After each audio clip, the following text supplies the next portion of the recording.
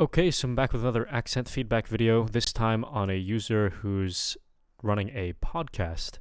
Um, they mentioned in their post that they have a speech impediment in their native language, though they didn't specify what sort of impediment. Um, they asked where should they improve, and are my voice and accent listenable at all? So this is going to kind of be a two-part thing. We're first going to be talking about um, how your accent sounds just as a non-native speaker of English, and then as someone who's relatively interested and has some experience in the kind of narration audio world, we'll talk about that if we get there.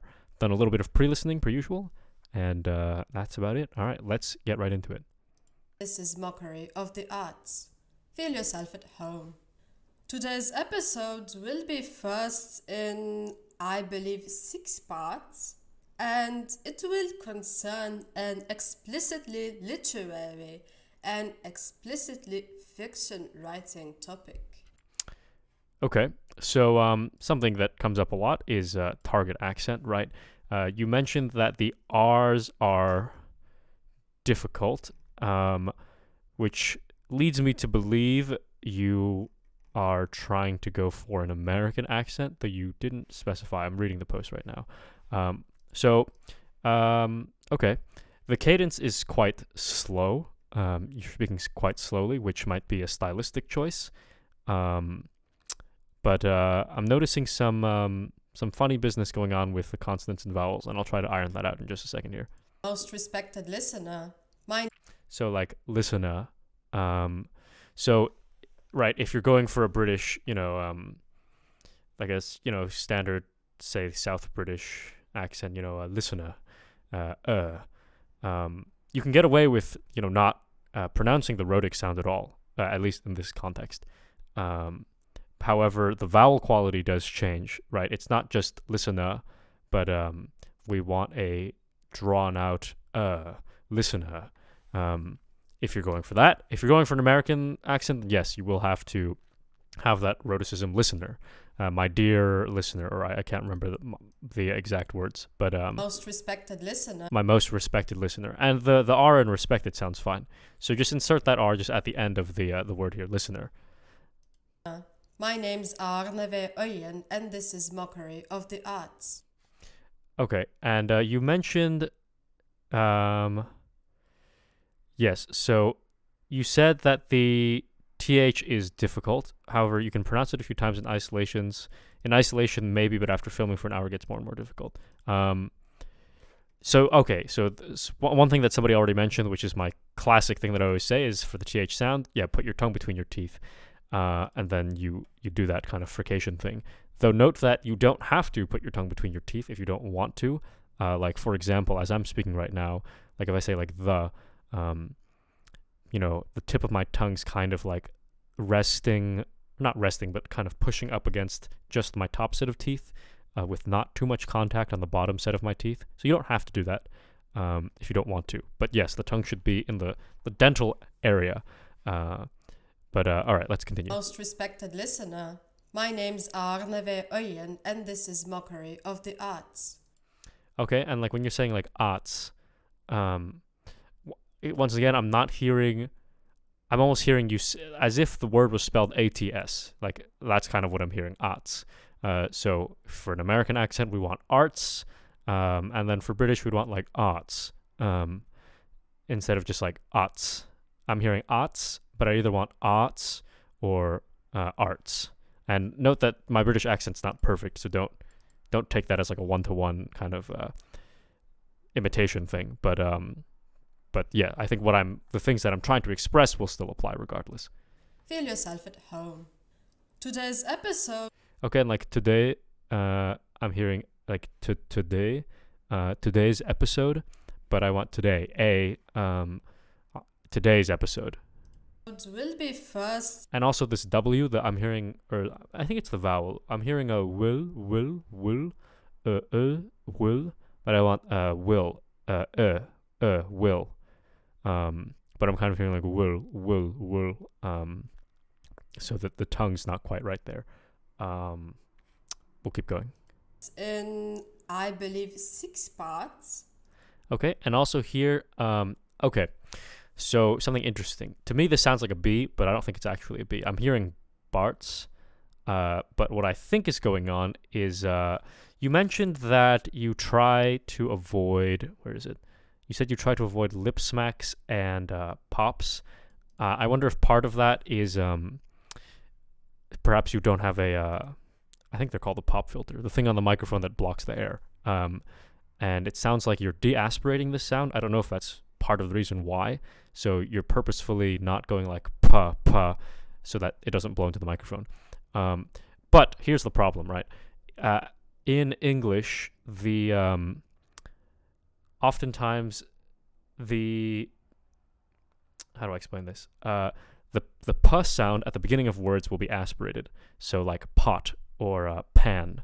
So there should be a puff of air there. But then when it immediately follows a consonant, like in spot, it becomes unaspirated, and the same is true in word like bot. So when there's a b sound, it's going to be unaspirated. And here I don't hear aspiration. I'm hearing barts, barts, barts. So I'm kind of hearing an unaspirated p, which sounds like a b, which is not good because we don't want that, right? So obviously, yeah, if there are technical concerns, so to speak, then I guess perhaps there's an argument there. But we want an aspirated parts. And it will concern and then here like concern. Actually, maybe that's okay. Maybe that's okay. I believe 6 parts, and it will concern an explicitly literary. Okay, so I'm hearing like literary, almost, and I'm not the most familiar with every variant of British English, but if I think about it, I mean like literary. You can get away with the kind of R sound that you're doing here, but And explicitly literary, and it will concern an explicitly literary. But I'm hearing like rary, when I want like rary, or rary, rary or literary or literary, literary or literary. Instead, but I'm kind of hearing like like ruri almost ruri. So the vowel there is not quite right. An explicitly fiction writing topic. This topic is okay. And also another distinction between the American and British accent. So for like the letter T, the t sound, when it's between two vowels, in American English, that often becomes like a ra ra ra. So like writing instead of writing. But in British English, like writing, that's certainly acceptable. So keep that in mind based on whatever your goals are. the binding of the book, metaphorically speaking, resolving the what happens now. Okay, and also on happens, I have a feeling this is a Germanism here of the vowel before the double letters is getting overly reduced, which is something that would happen in German. I don't think you specified that German was your native language, but someone kind of made a joke about that, so that might be true. But so I don't believe off the top of my head that vowel quality changes too much based on double letters following that vowel. So what I'm trying to say is I want happens instead of like happens, which was what I'm hearing. Roadblock in your story. And like block, I'm hearing block almost. Binding of the book, metaphorically speaking. And also on book, and I'll come back to this in just a second. Solving the what happens now. Roadblock in. Okay, yeah, I'm hearing like but I want block, and on book, I want instead of like book. I mean, kind of feeling like book, but I want book, Your story, part 1. And there's the part thing again. Tidy square method for assessing how different story resolutions feel. Often. Okay, there's something wrong with that feel. It sounds very German to me. Like I'm hearing like V-I-E-L. Feel. Okay, let's listen to that again. Story resolutions feel. Feel. Feel. Feel. Okay. I think it's a vowel problem. I think it's mainly a vowel problem. Yeah, I'm hearing I'm hearing like feel, il, but I want il. So I'm here. Okay, so it's a vowel, I think, and a consonant problem. So on the la, I'm hearing but I want la. So the tongue should be in a more relaxed state than what you're doing. Yeah, the L sounds very not English. So I'm hearing feel, but I want feel, il. And then also the vowel itself. Instead of I want e, feel. Oftentimes. Okay, and then I'm also hearing, I don't know what this is, but I hear it a lot with German speakers. So I'm hearing like often. Like, I mean, there is a T there, but I'm almost hearing like often. But I want, and the T can be silent. Like you can say often, but I'm kind of hearing a, story resolutions feel. Oftentimes. I think part of it is the stress problem, often. So, in the word often, there is primary stress on the first syllable, often, not often. But this is a little too much. I'm kind of feeling like often. But I want often. So the first vowel is a little too short. So, yeah. Books are written with a more or less complete plan. Let's say you didn't want to make one, or didn't make a plan detailed enough, or you've... Okay. So I think most of what I'm hearing now is kind of the same things I pointed out before. And you've gotten decent advice from other people as well, so I'll try not to harp on what they've already said. So, yeah. Okay, so that's that for the accent. But for your vocal quality, I don't think there are any, I guess, inherent problems.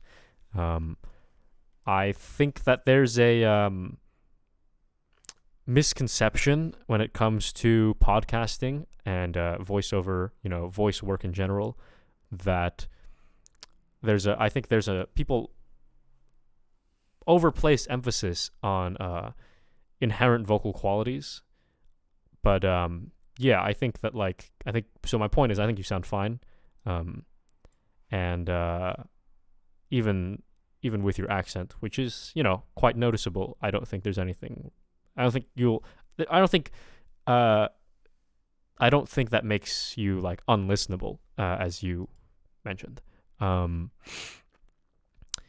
And it sounds like right now you're trying to avoid, noise by perhaps changing the way you speak or changing the way you interact with the microphone. I would encourage you to invest in, say, a pop filter if you don't have one. And it also sounds like you're not too into the whole audio processing side. There are plenty of free digital audio workstations out there. Reaper is not technically free, but you can not pay for it. So take that as you will. Audacity is free.